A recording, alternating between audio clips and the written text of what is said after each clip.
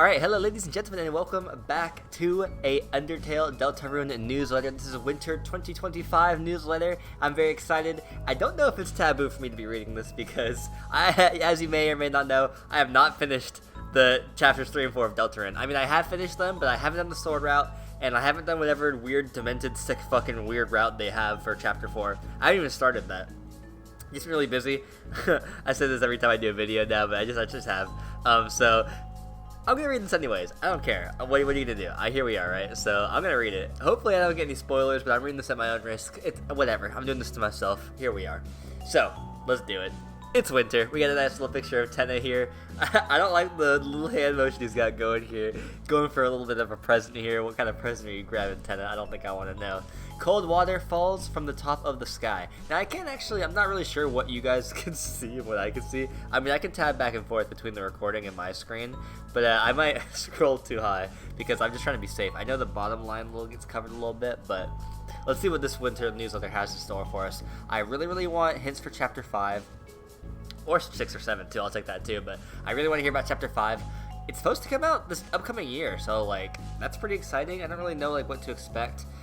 The breaks between the previous chapters felt so long, so now that this one's coming so quickly, it's like, oh my gosh, it's exciting. So I don't really know what he's going to share with us, or like really what to expect from this. I don't really know how long this newsletter is. It doesn't seem to be that short, honestly. It seems like there's a lot, so we'll go through it together. Hopefully there's some cool information, but I'm excited. If you guys don't already know, Undertale, Deltarune, some of my favorite games of all time, if not my favorite game of all time.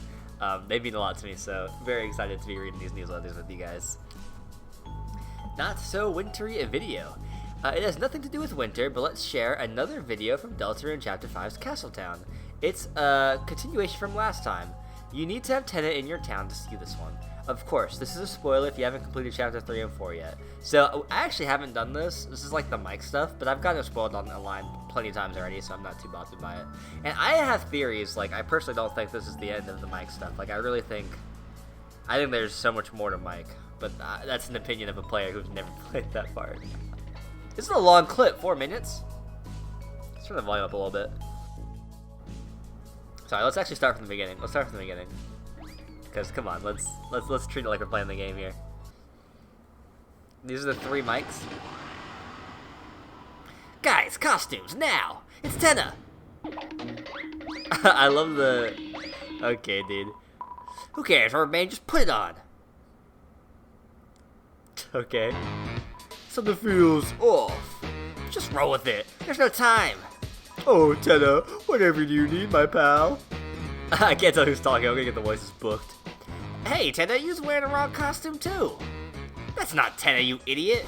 Yeah, that was. Yeah, I just used the same voice for those 2 people. Why the heck did you knock like that? You made us dress up.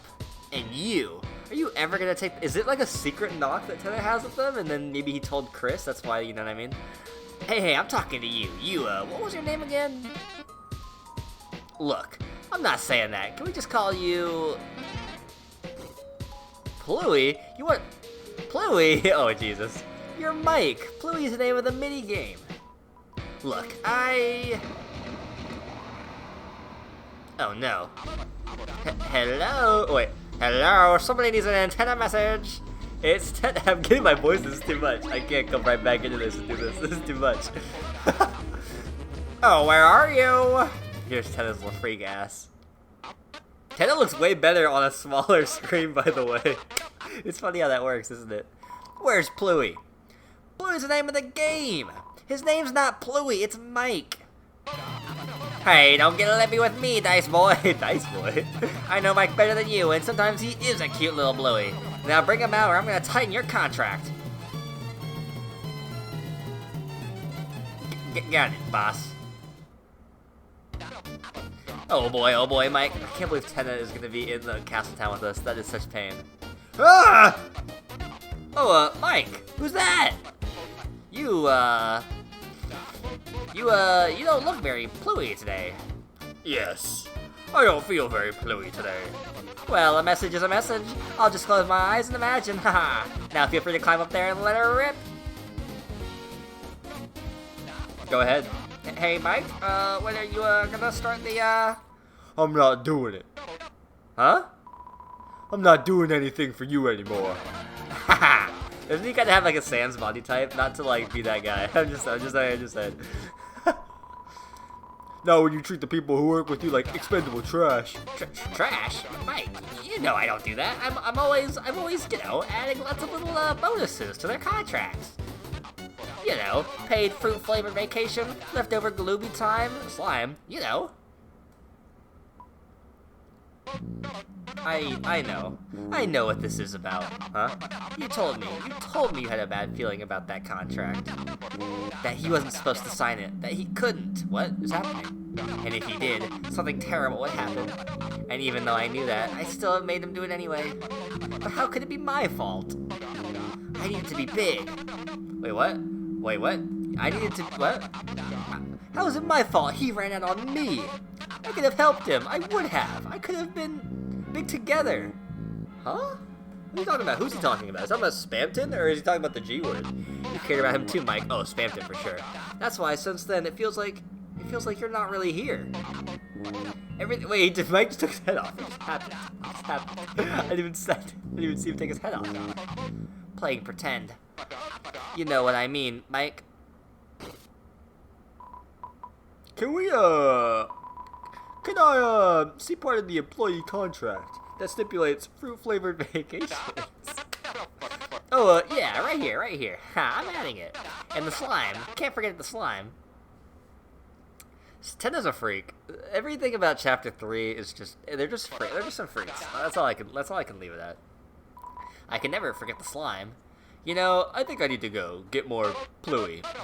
You and me both. Yeah, great idea, Mike. That was the most chaotic dialogue of all time. That's hilarious. It's funny when you're out of the flow. What? What did he just say? What? What? Oh, and then one of the best songs in the game, by the way. Oh, it gets off really quickly, but love that song. So these mics, I don't get the mic thing. Big surprise. I've never played that part of the game, so big surprise there. But we'll get there. Oh, and I'm tabbing through all my things improperly. Give me a second to blow my nose real quick. I'm starting to get the runs. I'd be lying if I said I didn't love the chaotic nature of the Deltarune dialogue, man. I really rely on those pictures in the bottom left to like tell who's talking. When those pictures aren't up, it's a skill issue. I have no idea who's talking, man. Alright, let's keep it going. I love seeing the little sneak peeks from Chapter 5, and even that cutscene in itself. I mean, I don't know if I'm making something out of nothing, but there was that moment when they put the costumes on and that music. It was just like, or not the sound effect, you know, it feels a lot more detailed.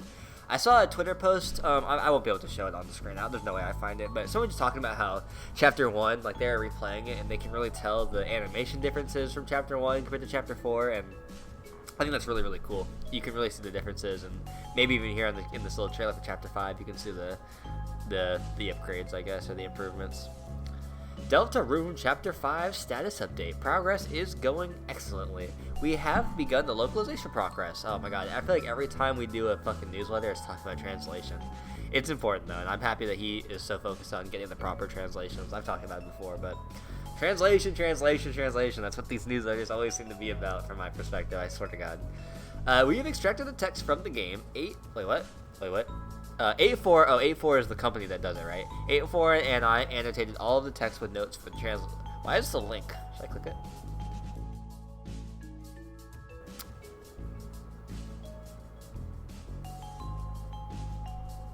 What? That was we got a newsletter, but I haven't written out.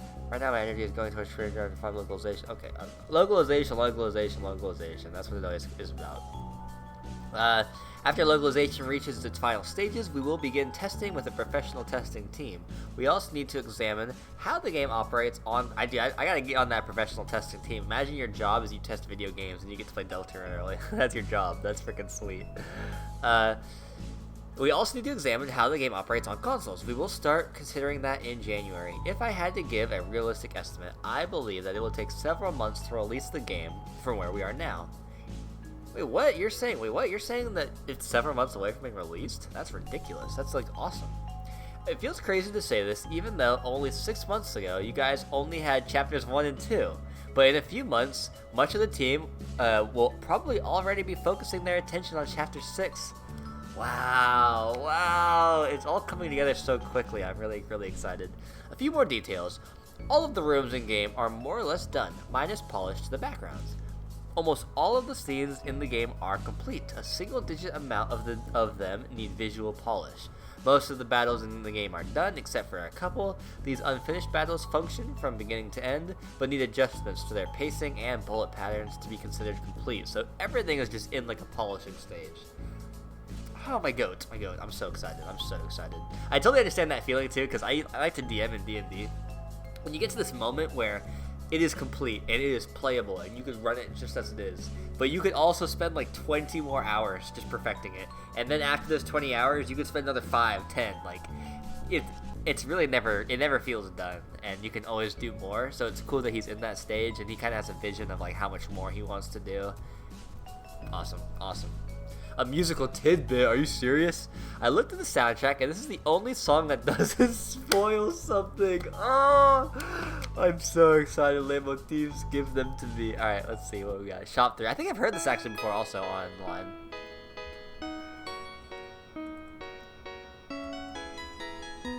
Oh, it's so good, by the way. It's so good. Oh, it's a minute long. Oh, we're gonna sit here and listen to this. Is it Castle Towny? I want to go back to the beginning because the beginning is so...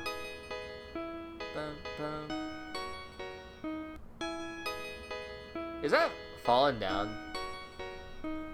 Oh, give me a moment, please, because that's really familiar. I feel like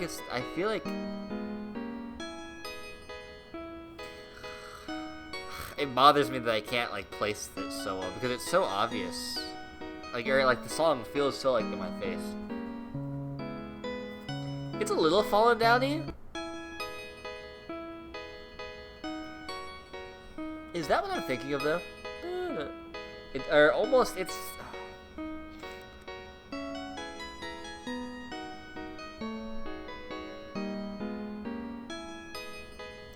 Maybe a little Ruinsy? No. Is that Toriel's theme? What's Toriel's song called? That's Fallen Down though, isn't it? It is. No. I really can't place it. Maybe it's a Deltarune thing. I don't know. That's gonna bother me. If someone in the comments, please save me here, because I'm gonna freak out. But awesome. I like this a lot. Let's give it a little bit.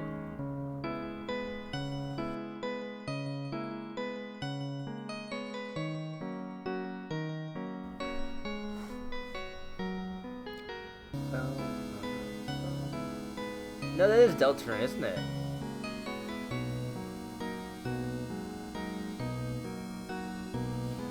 I can't wait for this game to come out, man. CH.5, oh my lord, are you serious? I love that he says it's the only one that doesn't spoil anything, because I bet you this one does spoil things too, but the other ones are probably packed with interesting little tidbits. Okay. Most of the remaining shopkeepers in the game use this music. Aw, okay, it's a really nice song. Chapter 3 and 4 look back. It's Teda, bro. Teda's hitting the mean splits in this. It's not very wintry, but since it's been around 6 months, isn't it a good time to look back on Chapter 3 and 4 and share our thoughts? Okay, what is that? Holy dude, this is such a long... Oh. Alright guys, let's get comfy here. This is a long newsletter. Holy moly. Holy cow. Okay, this is the long one. Chapter 3. Chapter 3. Like every other chapter, I started thinking of ideas for it around 2016. The concept was, as a break from the regular formula, let's have a crazy board game like Mario Party. Let's have a TV character who will be like Mettaton. Ah, crazy board game like Mario Party. I like that, but what did it really end up being in-game? I mean, I felt like the battles were pretty standard, no?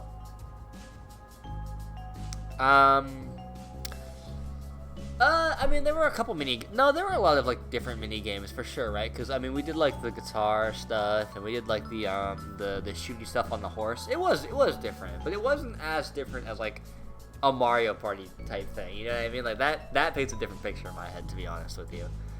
Alright, let's keep going. Ghost Trick was still rather fresh in my memory. Ghost Trick. Oh, is it a game or something like that? Most likely. Ghost Trick was rather still fresh from my memory, and I really loved the 3D from that game, so I wanted to have a 3D character with the same kind of appeal. Around that time, I bought a Kinect and tried to do motion capture, thinking I could combine it with Miku Miku Dance and create a crazy dancing 3D TV character inspired by Mr. TV Dinner. I composed the music for TV World in 2015. I used the project file for Mettaton's battle theme as a base. Closer to release, I modified it to add the theme from Hip Theme and Green Room. Closer to release, I need to hear it again.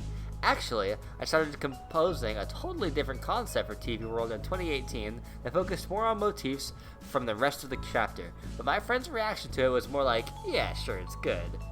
Wait, what? My friend's reaction to it was like, yeah, sure, it's good. So I was like, okay, fine, I'll go back to the original. No, this song is unfinished, so don't take it seriously. I drew Tenna in 2017. Before that point, his name was Mr. TV Guy. Oh, yeah.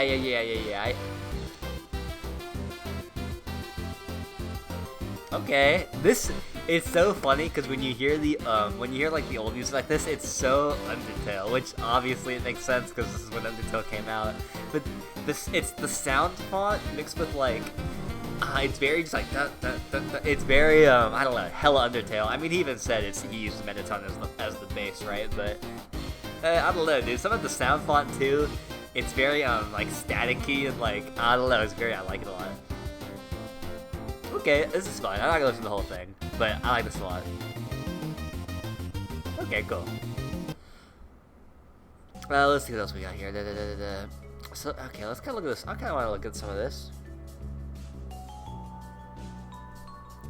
This is very, like, Pikmin-y. It's kind of hard. You can't really zoom into all this. My setup isn't really proper for all this, but it's really cool that he has all this. I'll probably go through this on my own time.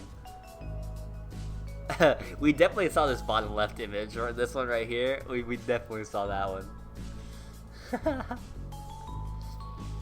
I actually asked Canotines, I hope I said that properly, Canotines to make him in 3D at first. I don't think we have any files from this anymore though.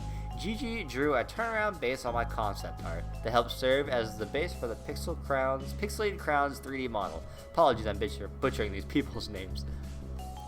Awesome art though. It's cool. I'm not super big into like, I mean, I'm not like, I drew for a little bit, but I'm not like an artist, I would say. I don't really like get super into the sketch arts, but it's really cool to see where this stuff came from, especially like the stuff like just seeing the originals. It's very, very cool. The word art was put together by Audrey Wanner and animated by Everdread. The concept of a character that speaks with word art was inspired by P.T. Bridgeport's by the comic Pogo. My lord words, by the way. Yeah, all this art was awesome. The Sphinx was awesome. I like that a lot. Let's see if we can get over here to this page. Oh, we never saw this remote thing. Like, I feel like a lot of this stuff, we never saw any of this. A lot of this got scrapped, I would assume. That's pretty sweet, though. Yeah, there was boat stuff, too. It's funny, the boat ended up just turning into a raft.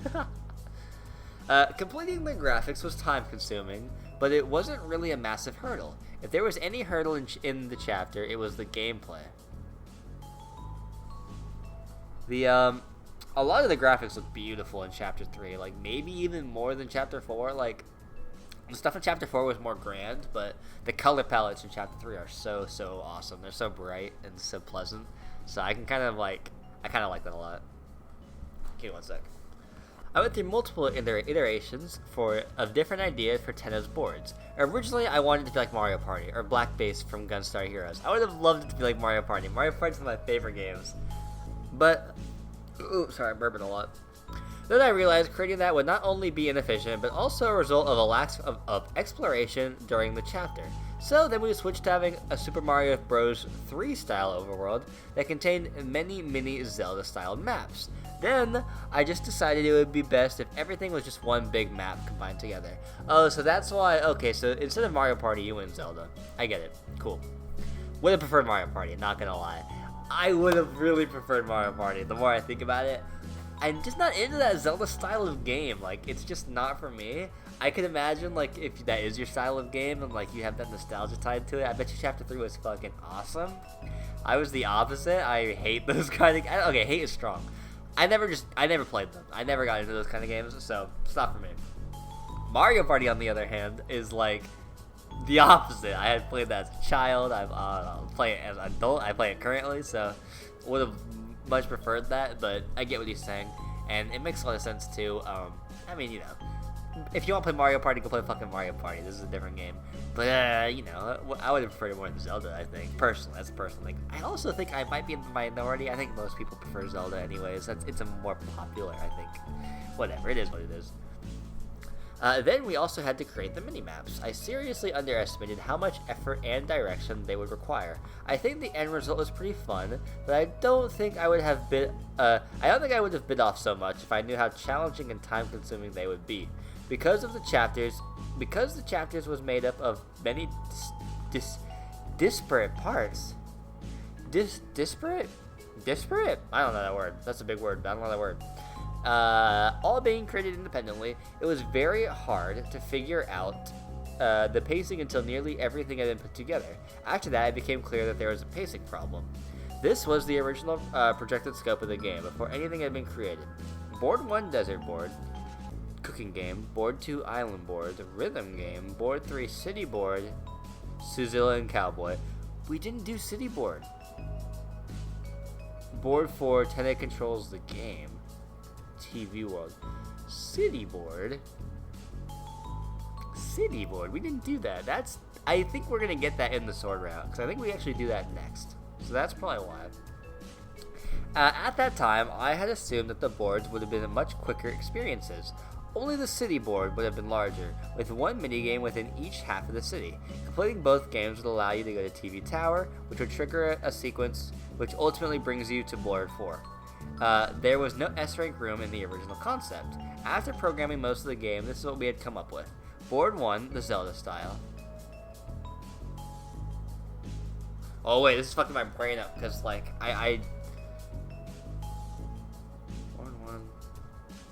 Board 1, yes. Dun, dun, dun, dun, dun, dun, dun, dun. This is what we had come up with. So it was Board 1, and then the cooking game, and then Green Room. So there was no Green Room action. It was literally going to be like wow. It was just going to be like straight fluid, which I don't think I would have disliked that, to be honest with you. So it was Cooking and Green Room, S-Rank Room 1. Board, oh my god, this is way more AIDS, is it not? Like, this is so much more cleaner than this. Oh my god, this is a mess. But in gameplay, I guess it didn't feel like a mess. Okay, so S-Rank Room 1, Board 2, Zelda style. I like how they have to blur that out. Rhythm Game, Green Room 2, S-Rank Room 2, Board 3. Trick Tenant letting you have a break. Green Room, S-Rank. Gosh, I don't even remember even any of this. So I feel like this isn't final either. We actually created a third board, but we tried making it short because the game was dragging on with no typical DR gameplay. It looks so good. The third board looks amazing. Hopefully we'll see some of it in the city, or like when we do the sword route. Because of that, we also added an overworld area in between each half of Board 3, the backstage area. It was made of wood, and heavily featured the sneaking mechanic. This is also where you originally fought Rule's card. Okay, interesting. And you kind of do a little bit of this in the sword route, no? After defeating him, you would get a controller that allows you to play in the board as Elena. She could cry up a storm, allowing you to access the key card that would allow you to skip the rest of Board 3. Oh, yeah, I want to see it. I love this song as well. Sneaking.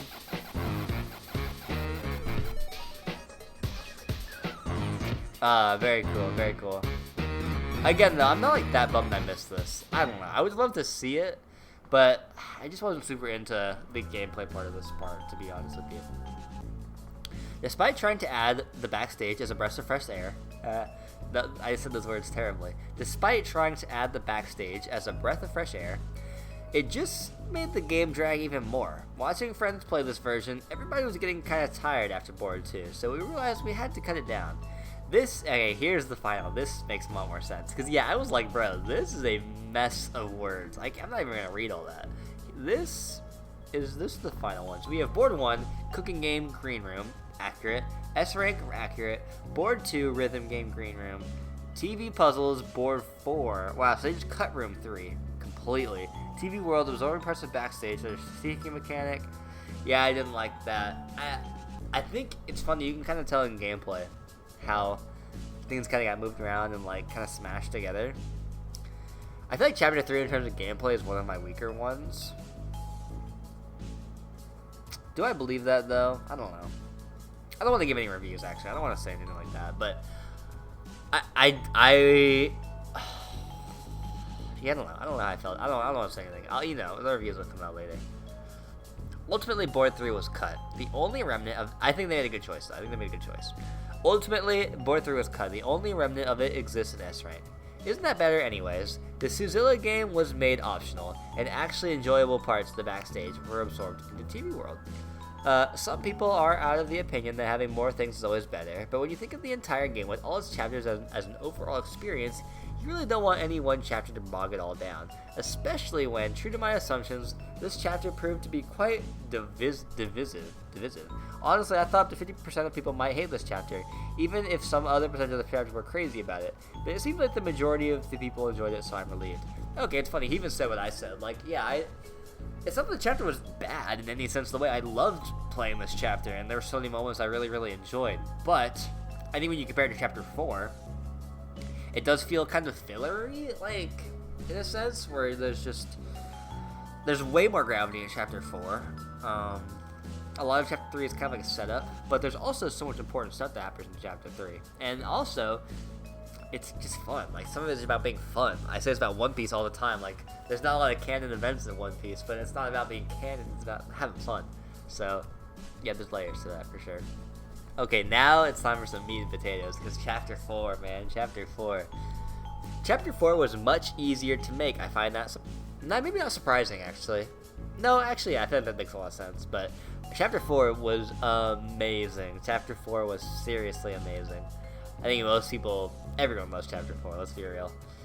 These are beautiful pictures, by the way, dude. I don't know who does this art. Sometimes when I see Chris drawn like that, it makes me feel 10-like, but it's a little bit, single brain. Oh, wait, name right here. GGDG. So she does, like, awesome. This is awesome work. I love this art style. It's super, super cool. This is cool.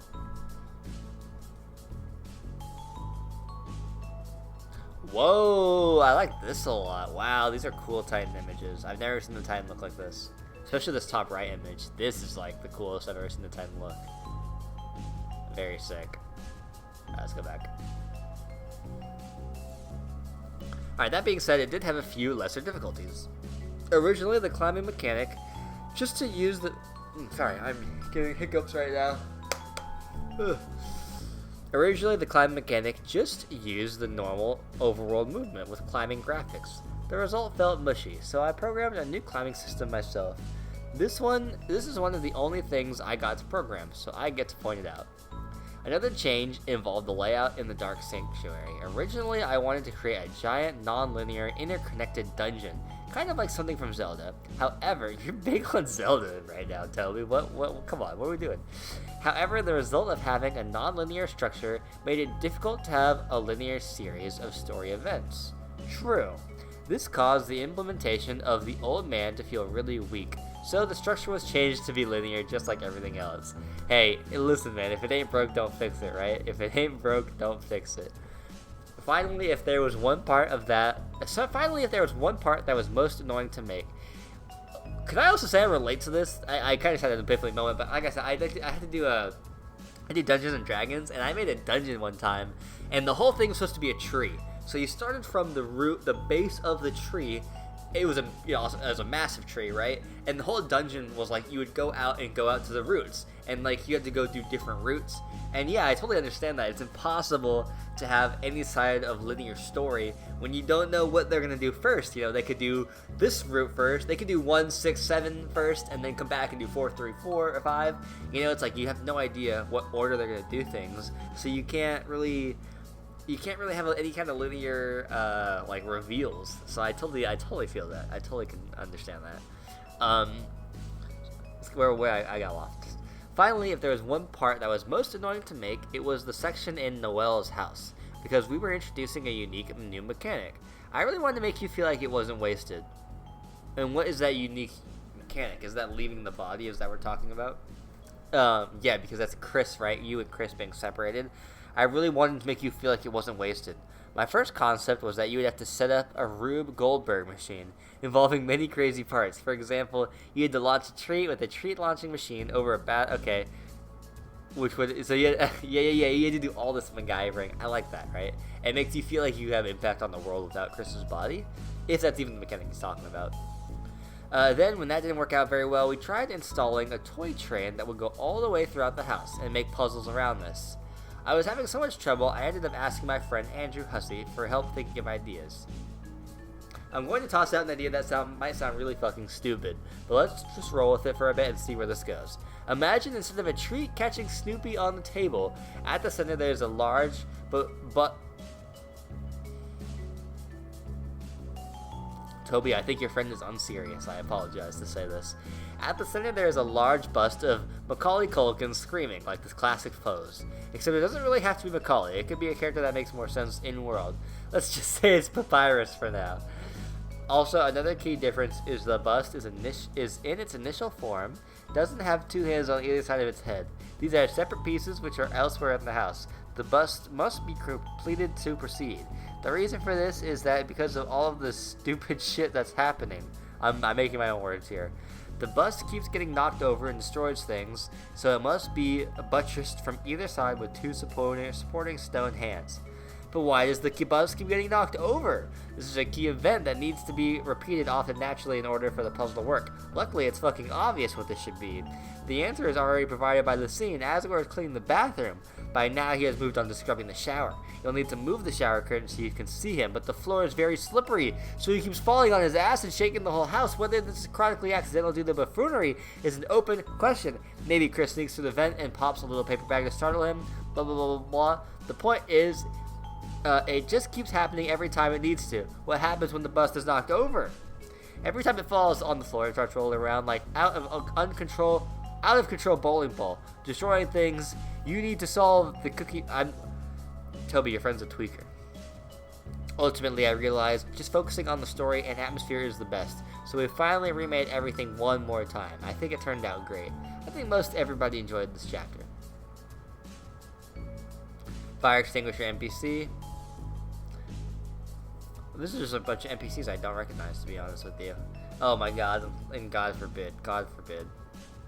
By the way, Hammer of Justice is another song I started making right at the beginning of 2016.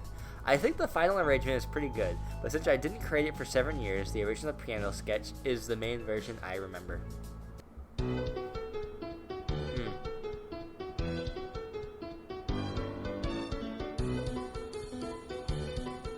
I like Hammer of Justice. I think it's a little... I like Hammer of Justice. I was gonna say I think it's a little too similar to Spear of Justice, but it's not. I think I've just been kind of liking the original songs more, like the original, themes from Deltarune. But I mean, this is an amazing song. Let's not play games. Come on now. Main theme at breakdown. I feel like the credits aren't clear enough, so let's talk about this main theme a bit. Wow, this is all in the look back, by the way. Oh, wow. I feel like the credits aren't clear enough, so let's talk about the main theme a bit. Around since Chapter 2. Sarah programmed most cutscenes in Chapter 3 and 4. Handled localization, implementation, She handled patches and building the game for every platform, and helped with testing and organization. Also had to remake Noelle's house sequence 3 times, occasionally make journal comics, and has hydroponic garden growing in recycled trash. Grew an avocado plant in a Spamton popcorn bucket. Okay, so these are just like credits. I'm not gonna read through all of these, but it's pretty awesome. Tem, obviously, classic. Taxi, Gene, Fred, amazing people. Actually, I'm curious if. Wait, Sarah. Wait, I was literally gonna skip over this, but Sarah Spalding. So I have to really quickly say, Sarah Spalding is somebody who I really respect and appreciate, like, seriously. So I do a little bit of coding very often, and I love using her tutorial videos on the internet.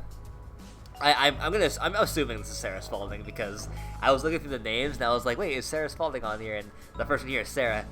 Programmed most cutscenes in chapter, handle localization. It's mostly coding stuff, so it makes, oh man, Sarah Spalding, if that's you, much appreciated. I love the work that you do, and I appreciate Sarah Spalding. Awesome. Okay, I had to say that. Fred, John, Taxi. I'm sure these are all amazing people. Alex, pure question. Just oh, Sarah JS. Okay, look. So there's a couple Sarahs here, so I don't want to like give all the credit to you, but I would love to know if one of these is Sarah Spalding. Sarah JS. See, this feels more like what the Sarah Spalding that I know. Did various visual effects and difficult programming things. Now creating cutscenes. Who knows? But awesome work to all these people. These guys do awesome work, so it's awesome. Where am I? Okay, let's head back. Square Enix collab. What? Wait, what? Wait, what? Wait. It took me like 3 different phases to like realize what that meant. Hey, check this out. Walks into you and in the screen swirls with a loud noise. Square Enix is doing an official collaboration with Undertale. So far, the idea is some shirts and musical albums. Temi contributed a couple of the designs too. I need Sans on a chocobo. Are you serious? Okay, that's awesome. I should mention the piano album too, Echoes Beneath. Do I know this? Oh, I don't know this. Very cool. Another picture. Many talented artists from Square Enix work together to create and perform this. Yoko Shimomura, composer of Kingdom Hearts, Live A Live. Live A Live is a big one, Toby likes that game a lot. Super Mario RPG and much more, was the producer and even arranged one of the tracks. Pretty cool, huh? Turns right and disappears with a small noise. Hey, wait, I'm stronger than that. Okay, Toby, you're an RPer. That's okay, though. Deltarune's first sale. One last thing. Deltarune is 20% off for the Steam Winter Sale. I'm going to buy it for my friends. That's a promise, I will. It'll be on sale on console platforms as well in the coming days, so please keep an eye out. I'm pretty sure all of the people reading the newsletter already bought the game though, right? Yeah, true. Conclusion, Chapter 5. It's really moving along now. Happy 2026. Okay, that's the newsletter. That was a freaking long one. I feel like before some of these were like 10 minutes, 15 minutes long. I'm here recording for 40 minutes. I'm sure after editing I'll edit a lot of stuff down, but that was long. In a good way. I really enjoyed that. That was freaking awesome. So thank you guys very much for watching. I'll hopefully edit this down and then have this out for you guys tomorrow. But yeah, we'll see. You know, I apologize. I haven't really been able to record as much even now. I say this all the time, but when I come back, it's so hard to get into the routine of things. It even feels weird talking just into the camera, just to myself in a room. So I gotta get back in the flow of things and kind of, you know, get in the flow. I'm not even saying that I am getting back also. I still have so much I have to do. I have a new job, and I have actually another vacation plan with family coming up, so I'm not prepared. I'm still living in the garage here. Not living in the garage, but living at my family's house. In the recording out of the garage, so it always I have to bring my equipment down here to record. So I'm looking and moving out, and then once I move out, you know, I really want to go hard. And I'll have a real setup, and I can really, you know, make videos the way I want to. So I'm very excited for that. Hopefully you guys look forward to that as well. So thank you guys very much for watching and always sticking through the times that I'm not posting or whatever. So it means a lot. I'll catch you guys all very soon, and be good. I'm talking to you. Be good.